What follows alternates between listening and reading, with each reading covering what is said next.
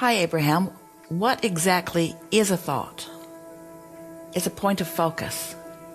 It's a question, or it's an opinion. It's a statement. It's an awareness.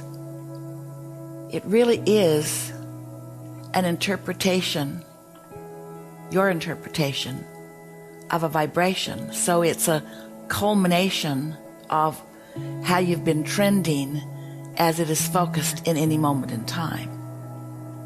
It's a perception, an awareness. You go on. You say, Abraham, you say, a belief is a thought I keep thinking. But it's not like I'm constantly repeating the words. I believe the sun is in the sky, warming the planet perfectly, for example, and yet I believe that is true. So, you're stating something that makes it easier to answer your own question. You have an awareness or an opinion that the sun is in the sky, and you've heard enough about what you think that means that you don't have to keep acknowledging it every day. You don't have to go out every day to see if it's still true. So there are many things that you've come to know that then you continue to assume because your life hasn't helped you to change your mind about it. So you're right, there are many things that have been trending or have been in motion for such a long time that you just accept them as what is. From our perspective, we would call non-physical that, not that it is unchanging, but that it is consistent. It is reliable. It is countable uponable. You say, and I believe an untold number of things, even during times of meditation when my mind is quiet. And it's not like I suddenly start to float because I've stopped thinking that gravity keeps us on the ground. So you're saying, just because you're not consciously formulating words and making them come forth as a pointed thought that you're considering or as pointed words that you're speaking, your speculation here, and we agree with it, is that your belief is holding steady. We would like to introduce into this conversation, it is continuing to trend because nothing in your experience has caused you to focus it into a different direction of trending. You say, can you help me understand what you mean when you say that a belief is a thought I keep thinking and what exactly a thought is? Seems like I'd have a much busier mind if thoughts are indeed oral sentences with words or even images that I'm constantly focusing on to keep my belief systems in place. We really liked this conversation. We thought it was a really good place to start today as we're talking more and more about trending, about thoughts or points of focus that are trending in a direction of wanted or in a direction of unwanted, in a direction of solution or in a direction of problem, in a direction of answer or in a direction of question. So maybe the best word to convey in a way you can feel it, what a thought is focus. And the reason that we like that word so far the best in this important conversation is because if a thought isn't active, then it's inconsequential. So your question is really a good one. So that must mean, Abraham, since I have beliefs, those thoughts must remain active, and that really is the point that we want to make with you. Active thoughts still are part of your point of attraction, and inactive thoughts are not. It's why in the last week and 2 weeks, as we talked about clearing clutter for clarity, we talked about how if you're in a room that is cluttered feeling, overwhelming, you can't find anything, and you play the game of setting up some boxes and putting things in the boxes that are not currently active or important in your experience. Many of you wrote in to say that as you applied that particular process this week, the benefit, we'll read some of those. And so we took the clearing clutter for clarity process a little further, and we said, wouldn't it be a good idea if any active thought that promotes negative feelings, wouldn't it be a good thing if you could deliberately put those thoughts in a less active place? Like deliberately say, this isn't helpful. I'm not going to focus upon that. Instead, I'm going to focus on this.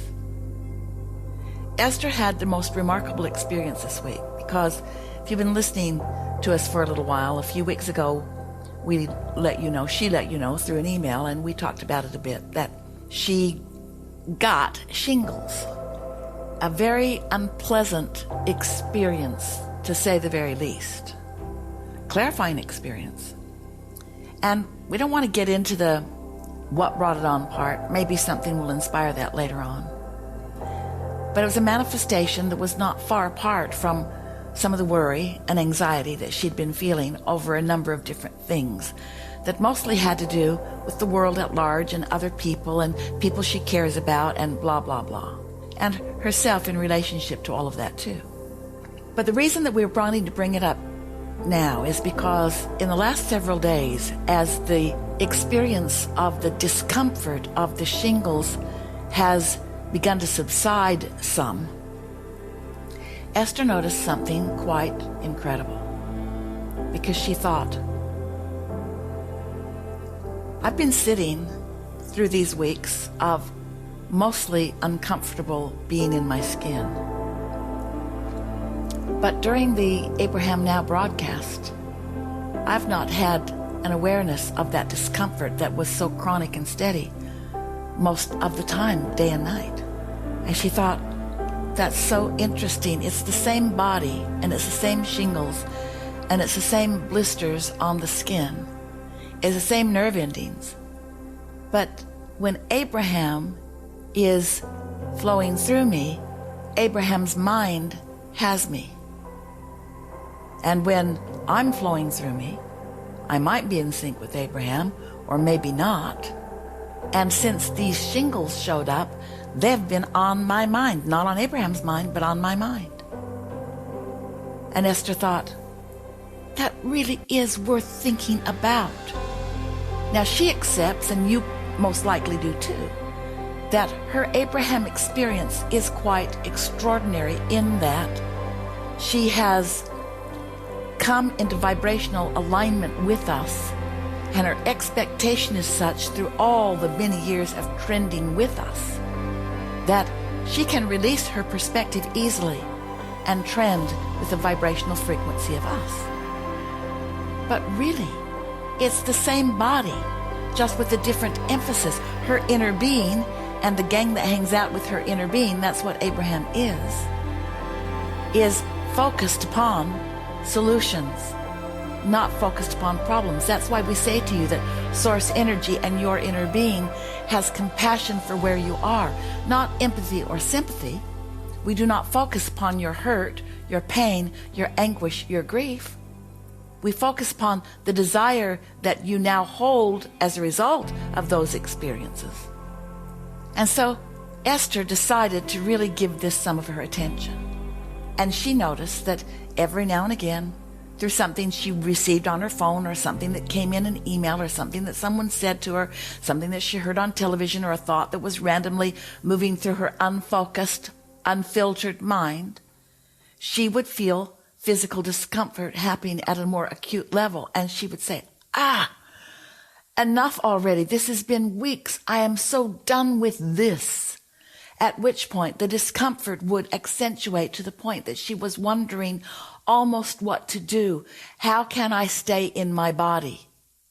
But now she's having these new thoughts about it is her body, but she has the ability to focus in this body, at this body, through this body, from different vibrational vantage points, from the upper half of the emotional scale or the lower half of the emotional scale. And she began to notice pointedly that the increase in discomfort was happening mostly in her own complaining about something, or in her listening to someone else's complaining about something, even strangers complaining about things, or her concern about world events.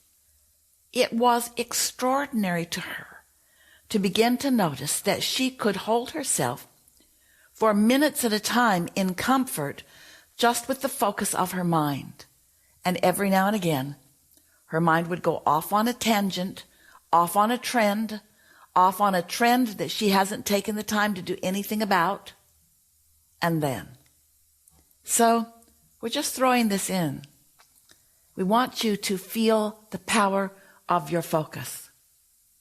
We said to Esther, when she asked her first questions about this shingles mania that is going on in her body and bubbling up to the surface, there were plenty of underlying, trending thoughts of emotional discomfort before it ever came to a physical manifestation.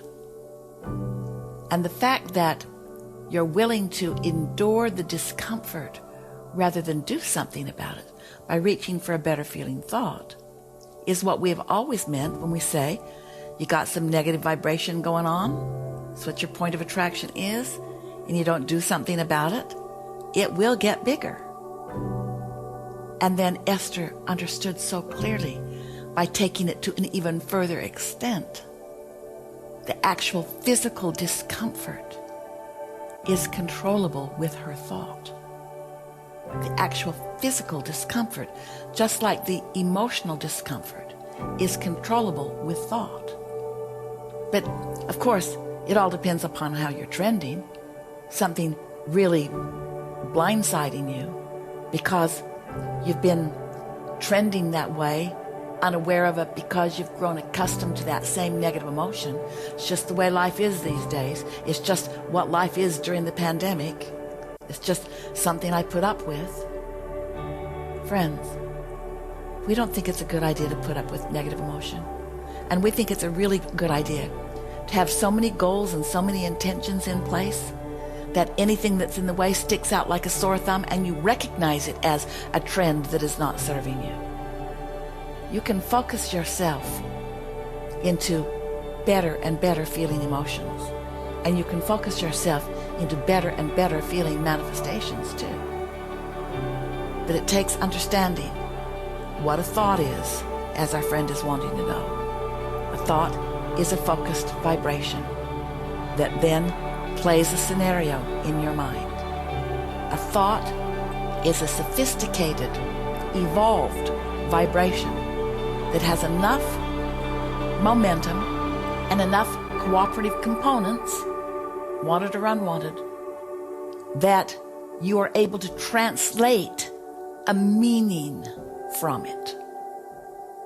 People worry about their unconscious thoughts, and we say, nothing to worry about with unconscious thoughts, because if they are unconscious, you're not feeling negative emotion. And if you're not feeling negative emotion, there's not enough of a trend going on that it is affecting your point of attraction.